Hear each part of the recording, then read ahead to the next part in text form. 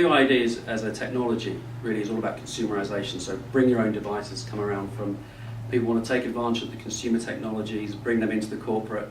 Often that started at the senior level within inside the organisations, and they've come in and brought them in, and they're there, and they're told, IT, we want to use these. It brings in a number of different threats from a security perspective. The first one being is, what data do you want to allow to have on that device? When you look at in the UK, 29% of all thefts in London are of smartphones, smart devices. You know, if you've got corporate data on those devices and they get stolen, well, how are you going to protect that? How are you going to secure that data?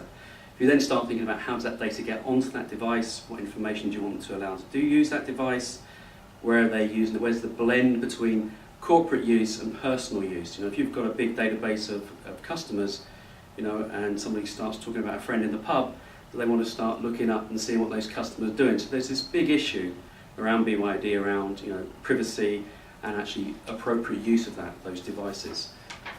We often think purely around the securing the data, and that side's really important, but there's also the other piece around what they should be doing. So we need to think about this as a complete security policy around what's the policy for using the device, how we secure that device, and how we make sure we can control data on that. So from a BYOD perspective, what we're seeing most organisations starting to look at is how they containerise their corporate data on there.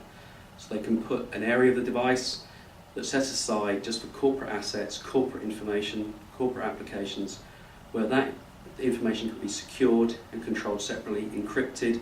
We make sure we meet the requirements of the Information Commissioner, who has given advice around bring your own device and what organisations should be doing. I like to summarise that very much as compliance is compliance, irrespective of what platform you're on, and therefore the mobile devices are just as important in how you look after those.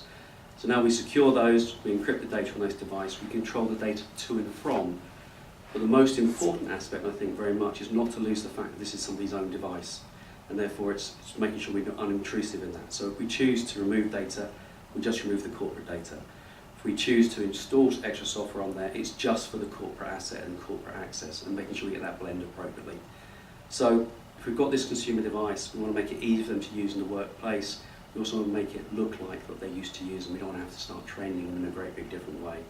And for those organisations where that's not appropriate and we can't do that control, then we have to think about other options, whether that's, you know, the corporately owned, personally enabled, which is one of the acronyms that's starting to come in, which is getting the same benefits that people see with BYOD, which is something I choose to use, something I want to use, but actually it's a corporately owned device, and now I can actually enforce policy stronger on that device, and I can make sure I meet more rigorous compliance requirements about how it's managed as well.